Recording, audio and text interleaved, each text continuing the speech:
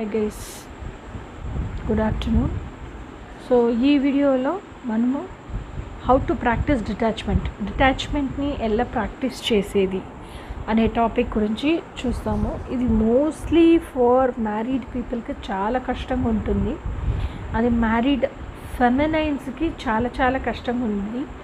Always ఈ question అడుగుతూ ఉంటారు, ఎట్లా డిటాచ్మెంట్ ప్రాక్టీస్ చేయాలి అని చెప్పేసి.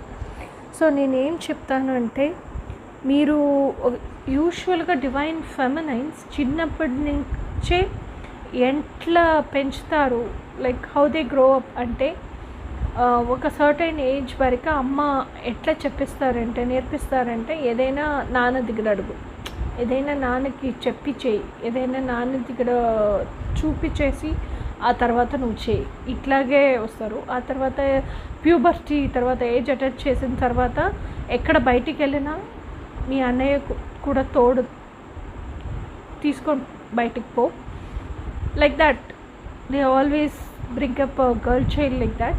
తర్వాత మ్యారేజ్ తర్వాత చిన్నప్పుడే నేర్పించేస్తారు, ఏదైనా నీకైందే నీ మగుడికైందే నీకు కూడా.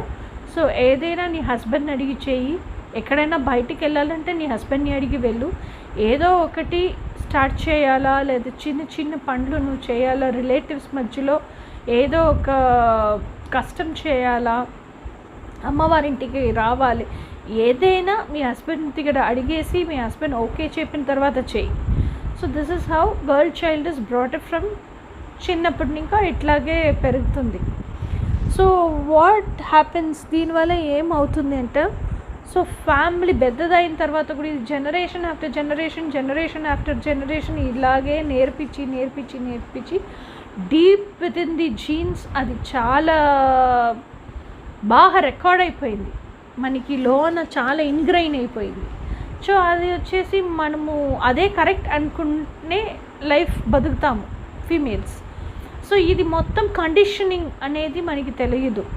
ఓకే, ఇప్పుడు కండిషనింగ్ అంటే ఏంటి, అన్కండిషనింగ్ అంటే ఏంటి నేను నేర్పిస్తాను. కండిషనింగ్ అంటే ఒక చాలా సింపుల్ ఎగ్జాంపుల్ చెప్తాను. ఒక కుక్కకి ఒక రిచ్ మ్యాన్ వచ్చేసి కుక్క like he's growing a dog. So అప్పుడు ఆ కుక్కకి ఎప్పుడైనా ఆకలి అయితే లేచి నిలుచుకొని అరుస్తుంది. సో అరిసేనప్పుడు వారు వచ్చేసి ఫుడ్ పెట్టాలి. సో ఆ అరిసే టైము ఈ రిచ్ మ్యాన్ ఏదో ఒక ఇంపార్టెంట్ పనిలో ఉంటాడు, దానికి వెళ్ళిపోయి తింటాం తీసుకొచ్చి పెట్టేది, వాటితో జాబ్ డిస్టర్బ్ అయిపోతుంది.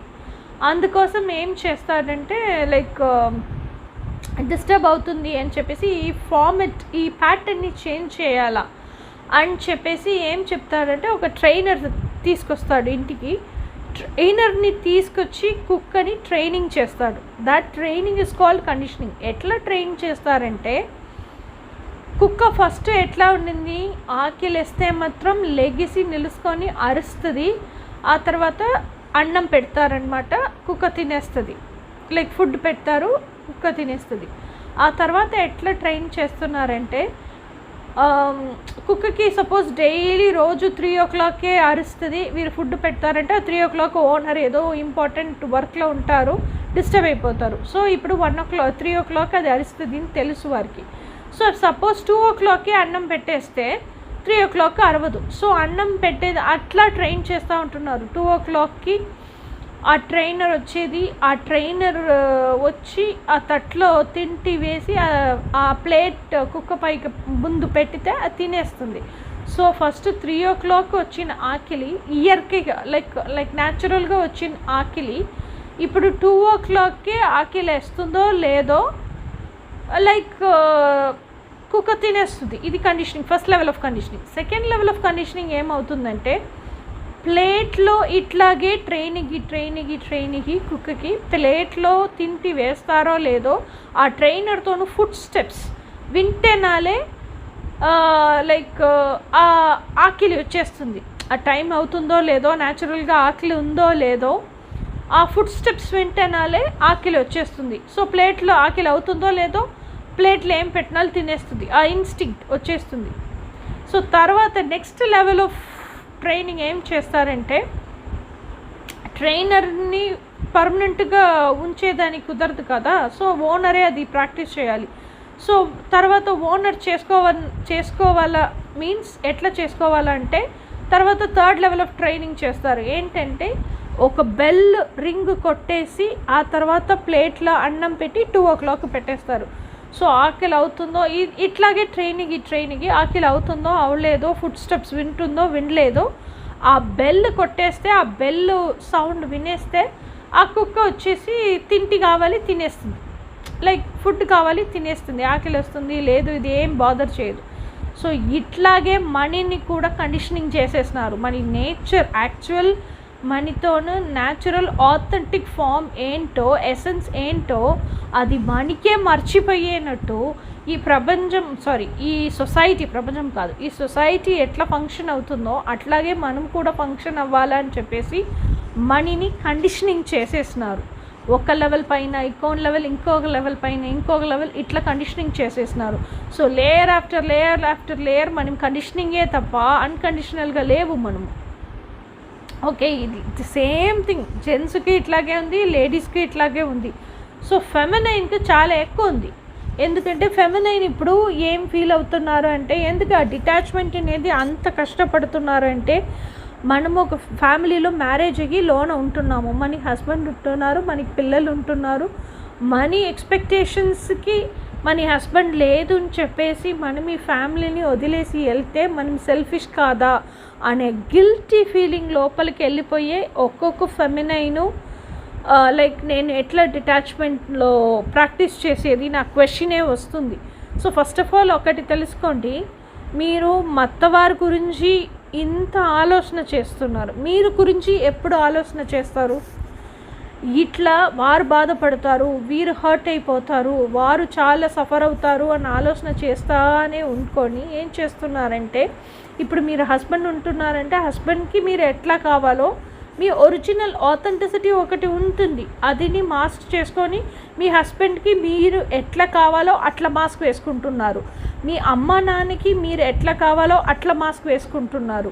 మీ అత్త మామకి మీరు ఎట్లా కావాలో అట్లా మాస్క్ వేసుకుంటున్నారు. మీ పిల్లలకి మీరు ఎట్లా కావాలనో అట్లా మాస్క్ వేసుకుంటున్నారు. ఎన్ని మాస్కులు వేసుకుంటారు? ఎంతకాలం వరకు వేసుకుంటారు? అది భరించలేకనే కదా ఇంత సఫర్ అవుతూ ఉంటున్నారు. ఇంకా మళ్ళా ఎందుకు మాస్క్ వేస్తూ ఉంటున్నారు? So first of all self betrayal is a sin. మీరు చేస్తున్నది పాపం. దీనివల్ల మీరు కర్మ యాడ్ చేస్తూ ఉంటున్నారు. మీరు సెల్ఫ్ బిట్రే చేసుకొని నేను మీరు ఎక్స్పెక్ట్ చేసేనట్టు ఉంటాను, ఫుల్ఫిల్ చేస్తూ ఉంటున్నాను అనేది ఫాల్స్ సెల్ఫ్. ఆ ఫాల్స్ బోలియకిని ముఖాన్ని మీరు అందరికీ చూపిస్తూ ఉంటున్నారు. సో మిమ్మల్ని మీరు బిట్రే చేసుకుంటున్నారు, మిమ్మల్ని ఎవరెవరు ట్రస్ట్ చేస్తున్నారో వారిని కూడా బిట్రే చేస్తూ ఉంటున్నారు. ఇది ఆలోచించండి. మీకు ఎట్లా బతికేదానికి ఇష్టమే లేవో మీరు మాస్క్ వేసుకొని మిమ్మల్ని బిట్రే చేసుకొని అట్లా బతుకుతూ ఉంటున్నారు, విచ్ ఇస్ అ సిన్. ఇట్లా బతికేదానికి దేవుడు ఎవరికీ చెప్పలేదు. ఓకేనా? సో ఇప్పుడు ఇట్లా సెల్ఫ్ బిట్రే చేసి మీరు బతుకుతూ ఉండేటప్పుడు అన్నీ మీకు వచ్చేసి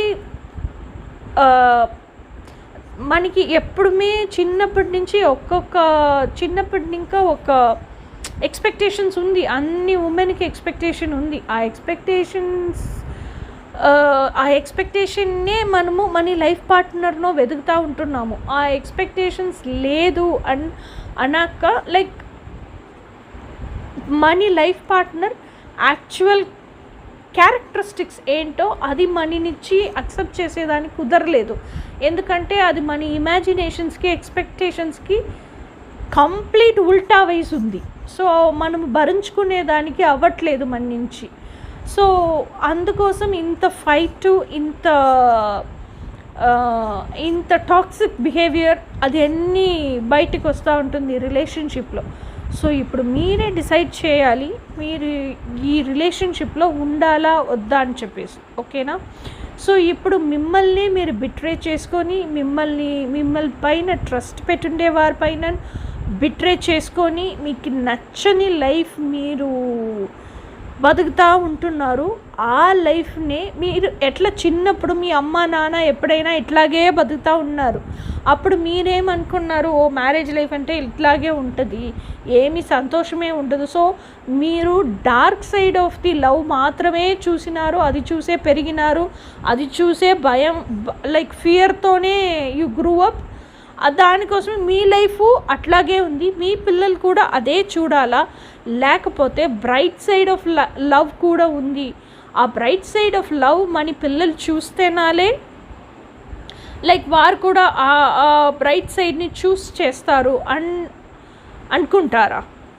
ఇప్పుడు మీరు డార్క్ సైడ్లోనే ఉంటున్నారు, ఫేస్ మాస్క్డ్ ఫేస్నే, మీ పోలిహిన్ ముఖాన్నే చూపిస్తూ ఉంటున్నారు మీ పిల్లలకి కూడా. సో మీకు వచ్చేసి మీ పిల్లల్ని ఒక బ్రైట్ లైఫ్కి తీసుకొని వెళ్ళేదాని మీ రెస్పాన్సిబిలిటీ అని మీకు అనిపించట్లేదా? సో ఇట్లాగే మీరు గొడవలు పెట్టుకొని, ఇట్లాగే మిమ్మల్ని మీరు లైక్ బిట్రే చేసుకొని, ఇట్లాగే సాడ్గా, డార్క్గా, టాక్సిక్గా ఇట్లాగే బతికేది మీకు ఉచితమా? లేకపోతే ఒక బెస్ట్ డెసిషన్ తీసుకునేది ఉచితమా? ఓకేనా? సో ఇప్పుడు వచ్చేసి దిగడ వండుకొని ఎప్పుడైనా కపుల్స్ గొడవలు చేసుకొని నిండా చాలా హార్ట్లోండి బ్లీడింగ్ వచ్చేంత గొడవలు చేసుకుంటారు ఆ మ్యారేజ్ని ఒక విషయం కోసం. కానీ మీ పిల్లలు సైకలాజికల్గా అఫెక్ట్ అవుతూ ఉంటున్నారు, మిమ్మల్ని మీరు బిట్రే చేసుకుని ఉంటున్నారు. ఇఫ్ సపోజ్ అంటే ఏం అర్థం అంటే మీ పైన మీకు సెల్ఫ్ లవ్ లేదు, మిమ్మల్ని మీరు లవ్ చేయలేదు, మిమ్మల్ని మీరు రెస్పెక్ట్ చేయలేదు, మిమ్మల్ని మీరు వాల్యూ చేయలేదు. ఓకేనా? సో అది దానికోసమే ఇంకా ఆ రిలేషన్షిప్లోనే ఉంటున్నారు. అందుకోసమే మీ గురించి ఇప్పుడు ఆలోచన వస్తే, నా ఎక్స్పెక్టేషన్స్, నా డ్రీమ్ కోసం నేను బయటికి వెళ్తున్నాను, ఇది సెల్ఫిష్నెస్ కాదా అని మీరు అంటే, ఇప్పుడు పాయింట్ వచ్చేసి మీ డ్రీమ్ కోసం, మీ ఎక్స్పెక్టేషన్స్ కోసం మీ రిలేషన్షిప్లో నుంచి బయటికి వెళ్ళట్లేదు. అది ఫస్ట్ అండర్స్టాండ్ చేసుకోండి. పీస్ ఆఫ్ మైండ్ కోసం మీరు వెళ్తున్నారు. పీస్ ఆఫ్ మైండ్ గురించి థింక్ చేసేది సెల్ఫిష్నెస్ అంటే ఓకే, మీరు సెల్ఫిష్గానే ఉండండి, అదే నేను చెప్తాను. పీస్ ఆఫ్ మైండ్కైనా ముఖ్యమైనది వేరే ఏమీ లేదు ఈ లోకంలో. ఇప్పుడు ఈ రిలేషన్షిప్లో నుంచి మీరు బయటికి ఎంత లైక్ మెంటలీ, ఫిజికలీ ఎంతకు దూరంగా వెళ్ళాలనుకుంటున్నారంటే పీస్ ఆఫ్ మైండ్ లేదు ఇక్కడ. సో మీ పీస్ ఆఫ్ మైండ్ కావాలని చెప్పేసి ఈ రిలేషన్షిప్ నుంచి బయటికి వెళ్ళాలా అనుకుంటున్నారు. That is out of self love. ఎందుకంటే మీ పీస్ ఆఫ్ మైండ్, మీ inner calm state of mind, inner integrity మీకు ముఖ్యం. Okay, that is self love. ఆ సెల్ఫ్ లవ్ ఉండాలి కదా. ఆ సెల్ఫ్ లవ్ ఉండితేనాలే మిమ్మల్ని మీకు లవ్ చేసేదానికి తెలిస్తేనాలే కదా మిగతా వారు బయట ఉండేవారిని లవ్ చేసేదానికి తెలుస్తుంది. ఓకే, సో మీరు మీ ట్విన్ ఫ్లేమ్ని కనిపెట్టేదానికో లేకపోతే మీరు ఇండర్ వర్క్ చేసేదానికో దానికి దీనికి మీరు బయటికి వెళ్ళలేదు. ఇప్పుడు ఈ రిలేషన్షిప్లో మీరు బయటికి వెళ్ళేది మీ నెమ్మది కోసం. ఆ నెమ్మది కావాలి మీకు, ఆ ఎమోషనల్ పీస్ కావాలి, లేకపోతే చాలా ఇంకా సఫర్ అయిపోతారు, హార్ట్ పేషెంట్ అయిపోతారు. అందుకోసం బయటికి వెళ్తున్నారు. ఓకేనా? ఇంకొకటి, మీ పిల్లలు మీ గురించి సైకలాజికల్గా అఫెక్ట్ అవుతున్నారు రియలైజ్ చేసి ఇట్లాగే ఈ రిలేషన్షిప్ లోపల ఉంది డార్క్ సైడ్ ఆఫ్ లవ్ మీరు చూపించేదానికి విరుంబలేదు, అందుకోసం బయటికి వెళ్తున్నారు. ఇదన్నీ గుర్తుపెట్టుకోండి. ఇంకొకటి, మీకు మీ లైఫ్ పార్ట్నర్కి, ఇప్పుడు ప్రజెంట్ కండిషన్లో ఉండే లైఫ్ పార్ట్నర్కి ఏ core values like hand on hand పోలేదు. వారి కోర్ వాల్యూసే డిఫరెంటు, మీ కోర్ వాల్యూసే డిఫరెంటు. ఇప్పుడు ఎగ్జాంపుల్కి మీరు వచ్చేసి నన్ను ఒక ఫ్రెండ్ లాగా ట్రీట్ చేయాలి, ఏదైనా హౌస్లో డెసిషన్ తీసుకోవాలి అంటే నాతో అన్ని విషయాలు డిస్కస్ చేసే వారి డెసిషన్ తీసుకోవాలి అని మీరు అనుకుంటున్నారు అని పెట్టుకోండి. ఓకే, అండ్ మిమ్మల్ని చాలా క్యారింగ్గా, అఫెక్షన్తో మీకు ప్రయారిటీ ఇవ్వాలని మీరు అనుకుంటున్నారు. ఇది మీతో కోర్ వాల్యూ. బట్ మీ హస్బెండో మీ రిలేషన్షిప్లో ఎవరితో ఉంటున్నారో ఆ లైఫ్ పార్ట్నర్ వచ్చేసి ఇఫ్ సపోజ్ మీకు రెస్పెక్ట్ ఇవ్వలేదు, మిమ్మల్ని చాలా డామినేట్ చేస్తున్నారు, మిమ్మల్ని డిక్టేటర్షిప్ మోడ్లోనే పెట్టుకుంటున్నారు. ఏం చేయాలా అన్ని ఇన్స్ట్రక్షన్ ఆయనే ఇస్తారు. ఆ తర్వాత ఏదో ఒక ఫ్యామిలీ డెసిషన్ తీసుకోవాలంటే ఏమి మీతో డిస్కస్ చేయరు, జస్ట్ డెసిషన్ చెప్తారు, ఆ డెసిషన్ని ఎక్స్ప్లెయిన్ చేస్తారు, ఆ డెసిషన్లో స్ట్రాంగ్గా నిలబడతారు, ఆ డెసిషన్ని యాక్షన్ తీసుకొని అది సేయలాకగా కన్వర్ట్ చేసేది మాత్రమే మీరుగా ఉండాలి. తర్వాత లేడీస్ అంటే, వైఫ్ అంటే నాకు సర్వీస్ చేసేదానికే ఉంది, ఎప్పుడు నా కిందనే ఉండాలి అని అనిపిస్తే ఆ క్యారింగ్ ఏం లేదు కదా. మీరే వారిని చూసుకోవాలి తప్ప వారు మిమ్మల్ని చూసుకోదే ఐడియా, ఆ టాకే లేదు. సో వారితో కోర్ వాల్యూస్ ఎంటైర్లీ డిఫరెంట్. ఒకరికొకరు కోర్ వాల్యూస్ ఎక్స్ట్రీమ్లీ ఆపోజిట్, కాంప్లిమెంటరీగా లేదు, ఎక్స్ట్రీమ్లీ ఆపోజిట్గా ఉంది. సో ఇది మ్యాచ్ అవ్వదు. మ్యాచ్ అవ్వకుండా ఇద్దరు రిలేషన్షిప్లో ఉంది ఏమి సాధిస్తారు? సో ఇఫ్ సపోజ్ మీరు ఇప్పుడు కలిసే ఉండినారు కదా, కలిసే ఉండి అన్ని గొడవలు వేసుకొని హార్ట్ బ్రోక్కి చాలా సఫరింగ్ అవుతూ ఉంటున్నారు. ఇఫ్ సపోజ్ మీరు ఇద్దరు సపరేట్ అయ్యారని పెట్టుకోండి, ఫిజికల్గా మెంటల్గా మీరు ఎక్కడో దూరానికి వెళ్ళిపోయినారు, లేకపోతే ఒక 1 year మీ అమ్మవారింటికి పీస్ కోసం వెళ్తామని చెప్పేసి వెళ్ళిపోయినారని పెట్టుకోండి. ఆ సెపరేషన్ తర్వాత ఏమైనా జరగచ్చు, మీకు పీస్ ఆఫ్ మైండ్ దొరకచ్చు. ఆ పీస్ ఆఫ్ మైండ్ దొరికిన తర్వాత మీరు ఏదో ఒక కోచింగ్లో జాయిన్ చేయొచ్చు, ఆ కోచింగ్లో ఇన్నర్ వర్క్ నేర్పించచ్చు, మీ సోల్ గ్రోత్ అండ్ ఇవల్యూషన్ మీకు నడవచ్చు, మీరు ట్విన్ ఫ్లేమ్ జర్నీ లోపలికి వెళ్ళొచ్చు, మీ ట్విన్ ఫ్లేమ్ని మేనిఫెస్ట్ కూడా చేయొచ్చు. ఆయనకి కోచింగ్ అవి ఇవి ఏమి తెలియకపోతే కూడా ఆయనకి ఏదో ఒక spiritual growth, soul growth, self development, self improvement అన్నీ జరగచ్చు. ఆయనకి చాలామంది ఫ్రెండ్స్ దొరకవచ్చు, సోల్మేట్స్ని మీట్ అయ్యే ఛాన్స్ ఉండొచ్చు. ఇది అన్నీ మీరు ఇద్దరు ఈ టాక్సిక్ రిలేషన్షిప్లో కలిసి ఉండుకొని గొడవలు పెట్టుకొనే ఉండేది వాళ్ళని స్టాప్ అవుతుంది, బ్లాక్ అవుతా ఉంది అని మీకు అనిపించట్లేదా?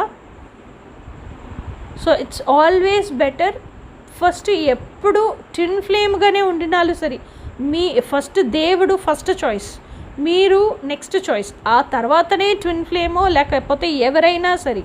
సో దేవుడికి సరెండర్ చేయండి, 100% సరెండర్ చేయండి. మిమ్మల్ని మీరు ప్రయారిటీగా చూసుకోండి, మీరు ఎప్పుడు కమిట్మెంట్తో ఉండండి, మిమ్మల్ని మీరు సెల్ఫ్ బిట్రే చేయకుండా బతకండి. మీతోని ఇన్నర్ పీస్ చాలా ముఖ్యమైన ఒక విషయం.